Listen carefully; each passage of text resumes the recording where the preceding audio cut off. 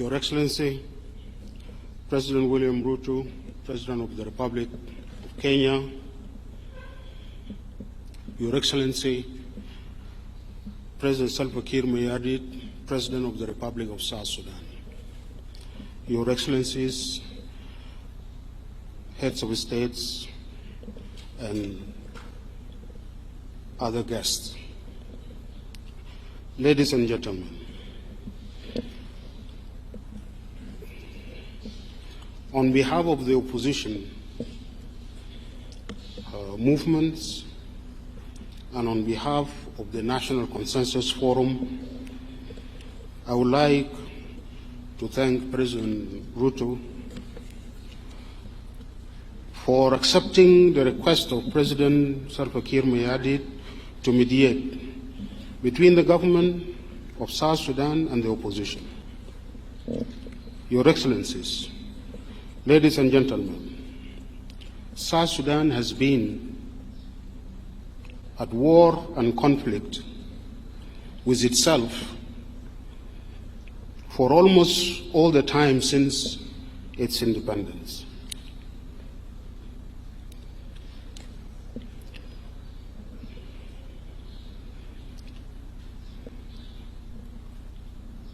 South Sudanese have fought, displaced and killed themselves. Since 2013, they have negotiated and signed agreements under the IGAD mediation.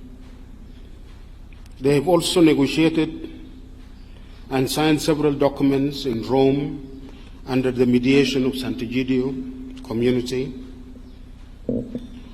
All these agreements have not ushered South Sudan into peace and good governance. All the transitions and the transitional governments have failed to take South Sudan into peace. Today, South Sudan is threatened with disintegration and collapse into chaos and disorder. It is gripped by multiple crises.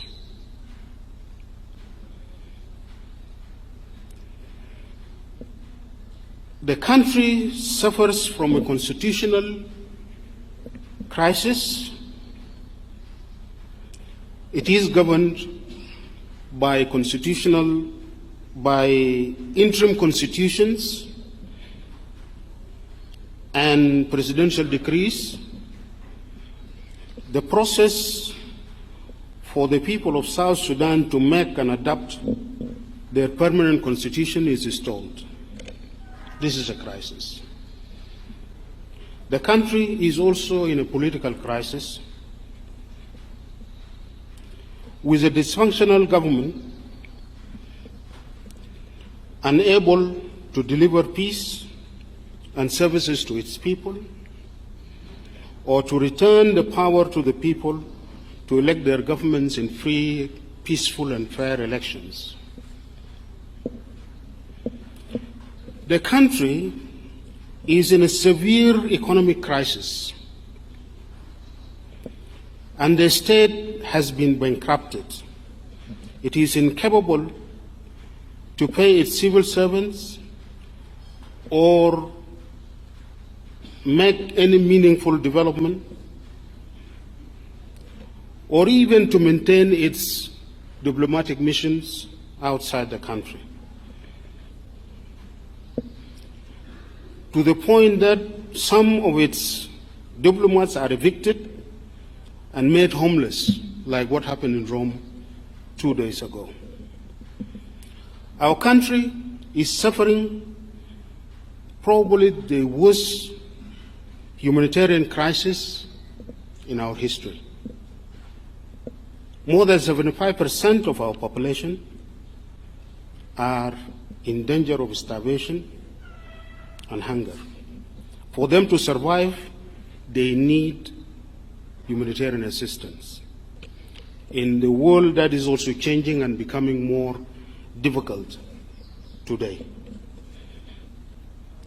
South Sudan is in another crisis. Probably it is among the first countries that have become victim of climate change.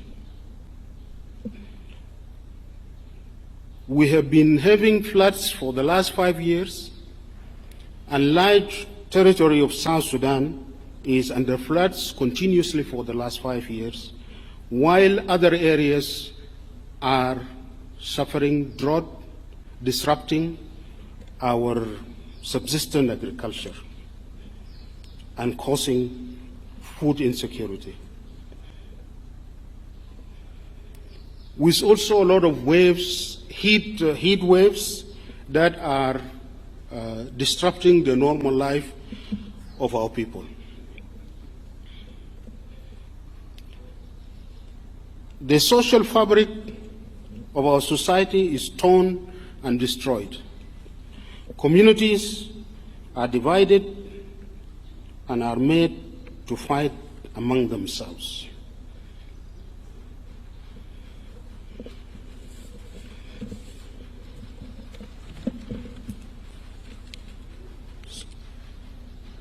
South Sudan is engulfed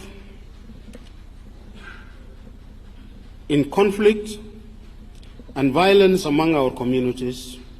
All these crises need South Sudanese to put their heads together, to dialogue and find solutions.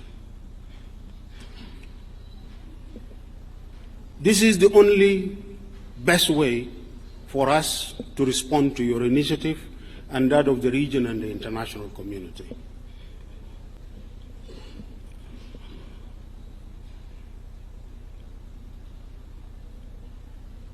Engaging in national dialogue and building national consensus and agreeing to a new social contract is what is required.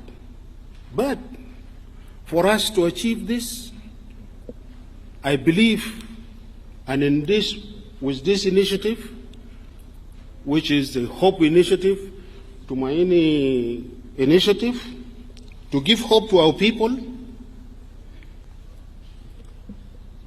we need to leave the mindset of conflict. We need to stop seeing ourselves as enemies. We are brothers and sisters. President Kiir, we are brothers and sisters.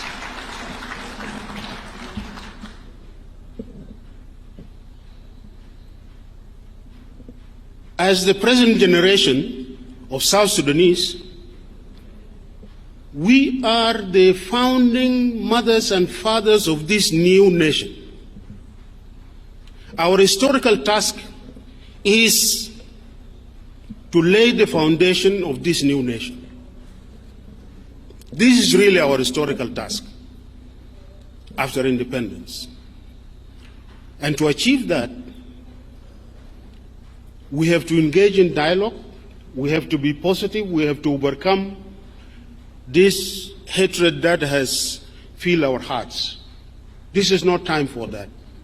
Especially now that the world is changing and there are many crises that are even coming up beyond the one that we have created ourselves. I believe this is our last opportunity. And we must take this seriously and engage in dialogue, and it must be an inclusive dialogue. What we need is not another peace agreement. Peace agreements are not being implemented. What we need is a serious dialogue, a real soul search, so that we can really address the root causes and come out with a new social contract that will define what type of a state we want to have, that will define what type of a nation we are and how do we manage our affairs. Thank you very much.